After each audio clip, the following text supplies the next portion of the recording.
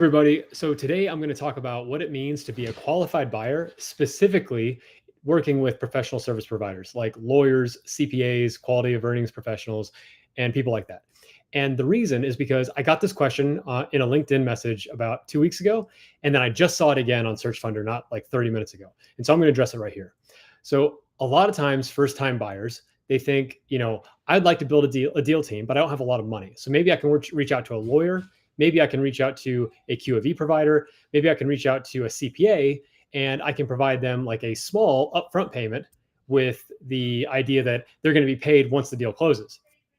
They're trying to protect their upside, and they're really trying to prevent dead deal costs.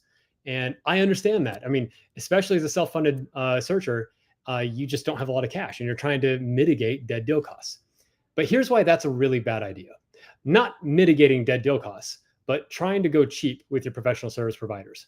So when it comes to being a qualified buyer, someone who actually has the ability to close a deal, you need cash. And if you've heard me talk about this before, I recommend that first-time buyers have $100,000 of liquidity.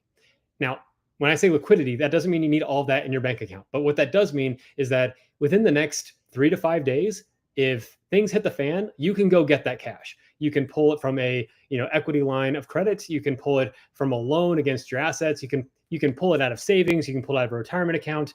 The point is, you can get that cash.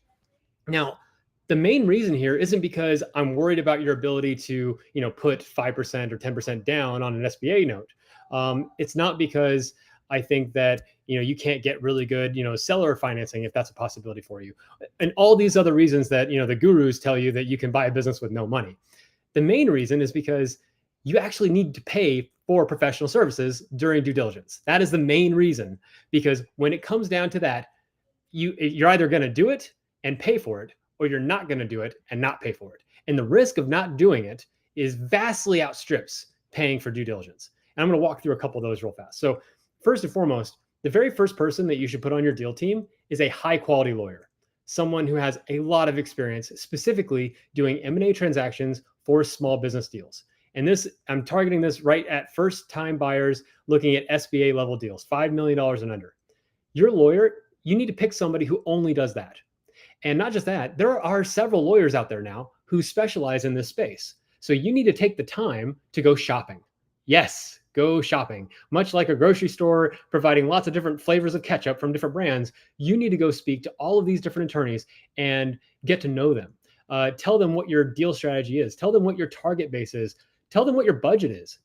Get really clear about your strategy.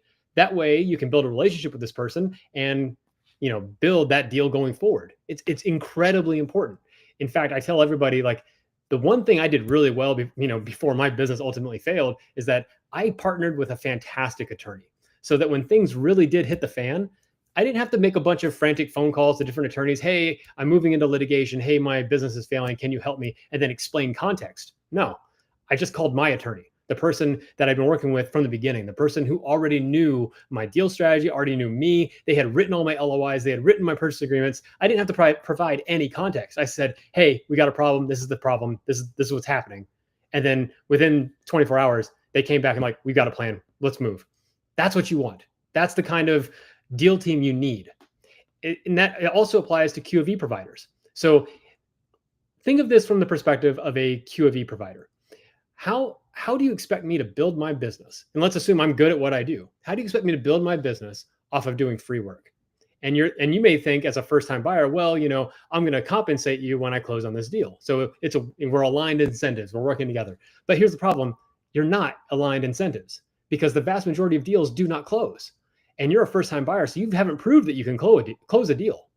And so even if you get to the point, you're like, hey, this is a very straightforward deal. It's probably going to close, and we're both going to do well on this.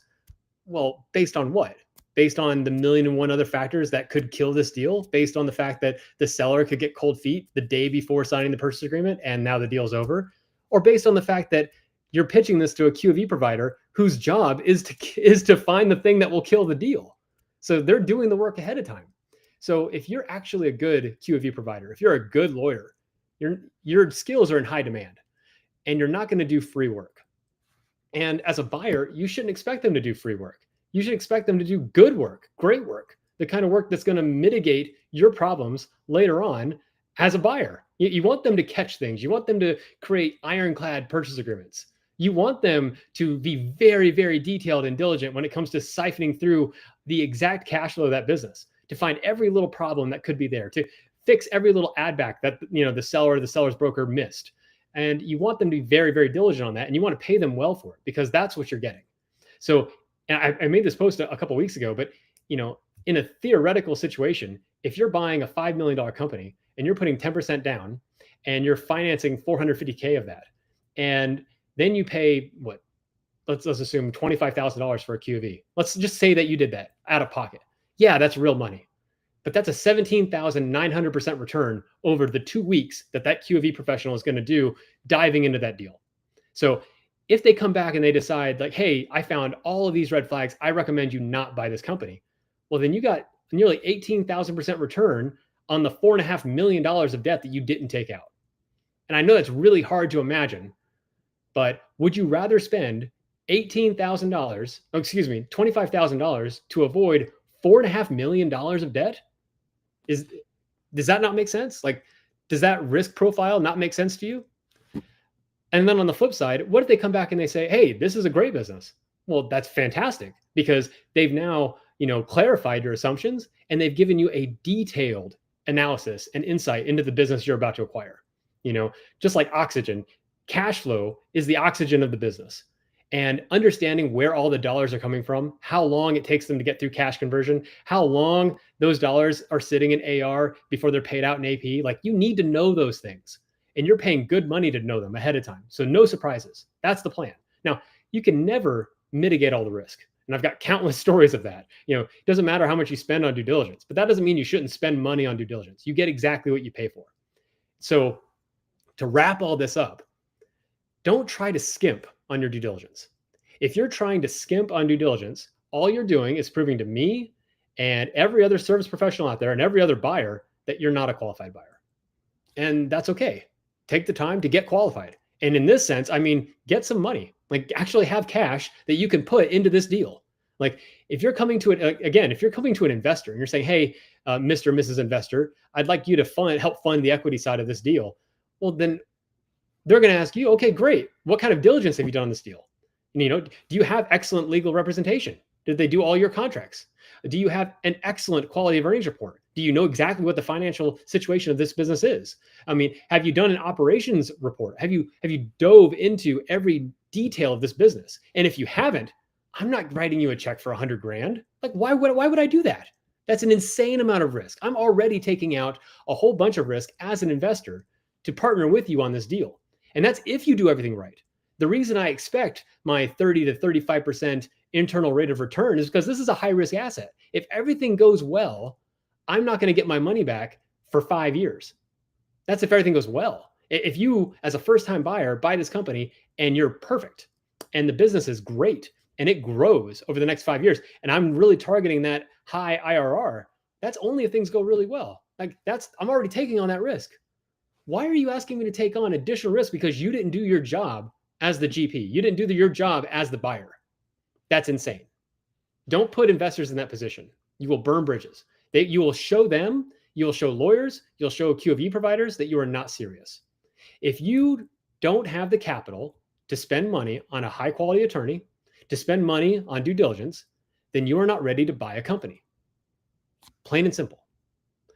Now, that being said, like, go get that capital. Like, find a way to get it. Like, you can do that. But like so many things in business acquisition, all of this changes after you acquire a company. Like, you hear a lot of the gurus will talk about how, like, you can buy businesses with no money down and 100% financing and 100% seller financing. And, you can do all these interesting strategies. All of that's true. The dangerous thing with gurus is that there's a piece of truth to everything they're telling you, but not for the first time acquisition. All of these things happen after you have successfully acquired one company. Because here's why. Like, when others around you see that you know what you're doing, that you can acquire a company, that you can operate that company, that you've actually learned how to be an owner, when they see that, then SBA says, hey, you know what? If you're going to buy another company in the same NAICS code, we'll give you 100% financing on that. As long as the cash flow of the acquisition bolt-on company covers the debt service, cool. We're good with that. See? The whole world opens up to you. The moment you know how to buy a business and you do that, and now you're operating it, and now you're thinking, how am I going to buy more companies in the future? Well, now you can go back to the lawyer you worked with in the past. You can go back to the QOV provider you worked with in the past.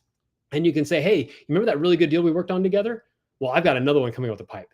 And how about we work together on this? Maybe we can find a situation where this makes more sense in the long term. And now that provider is more likely to work with you because you've proven that you can close. And to be fair, like they still know that the odds are against you every time you move forward with an acquisition, but they're more likely to have that conversation. So again, there are so many things to say on this, but do not expect professional service providers to give you a free ride. Do not expect others in the industry to, basically give you the money you need to make your acquisition. You have to show up with the quote skin in the game. You have to show up with the ability to actually close this company. And then once you do that, everything else opens up. So that being said, a one pitch here though, I work with Caleb Bessiel. He's fantastic. He runs QOE Prep. It's a wonderful company. And all he does is quality of earnings reports. And one of the features of his is that halfway through his QOE, he'll give you the preliminary analysis on it. He'll say, hey, based on what I found, here's the red flags I see. And then you as the buyer get the choice like, hey, do I want to go ahead and cancel this QOE now, or do I want to keep moving forward? And effectively, if he finds big red flags that signal that you shouldn't buy this company and you decide to cancel, well, then effectively you got 50% off on your QOE. So that's one thing that he tries to do to help mitigate that dead deal cost. Other QOE providers do things that are similar, but the idea of walking in and saying, hey, let's just tie this to incentives of closing the deal, it's a no-go. It really is a no-go. So keep that in mind. Try to come at all of these relationships that you're building from a position of professionalism. Understand what you're bringing to the table as a buyer. Understand that the service professionals, they've got a lot of demand. The good ones do. You get exactly what you pay for. And this is not a place where you want to skimp. These are the biggest financial transactions you could ever make. Like if you're a first-time buyer, you've never made a transaction this big. And if you're going to take on millions of dollars in debt, and you're going to sign a personal guarantee on it, but you don't understand the fundamental risk of either not doing your due diligence or skimping on that due diligence, then I certainly don't want to invest with you. I certainly don't want to work with you because you're telling me that you're not taking it seriously and you're over-indexing on risk that you shouldn't index on. So that's my 2 cents. That's why, I'm not a guru. Like I'm going to tell you, like this is a bad idea. And I've got a plethora of stories of people who have, come face to face with a personal guarantee who will tell you that it's not a good idea. Due diligence is already not perfect. Things will be missed. You're going to 100x the risk of that if you simply skip it or if you go with people who are not qualified. If you say, hey, I don't need to pay for a QV because my buddy from school is a CPA and sure he works in corporate, he works for like Deloitte and he could definitely look over this deal and let me know. Red flag, big red flag. Don't do that. Or, I've seen this. Or my father-in-law works with this lawyer in town. He's really great. I don't need a dedicated M&A attorney. He can do this for me. Wrong. Red flag. So take it seriously. If you're taking it seriously, everyone will take you seriously. And that's a big factor when it comes to being a qualified buyer. If you're wondering why brokers don't call you back, if you're wondering why investors don't take you seriously, if you're wondering why professional service providers do not take you seriously, it's because you're not taking yourself seriously. So take yourself seriously as the buyer, take yourself seriously as the GP, show up with skin in the game and show up that you mean and prove that you understand risk and you're taking things seriously. And you do that by hiring a really good deal team and understanding that if I spend $25,000, $35,000 on a deal team, on a deal that fails, that's a hell of a good return on not taking on $4 or $5 million of personally guaranteed debt that I'm now going to go bankrupt for. So that's my answer. Don't skimp.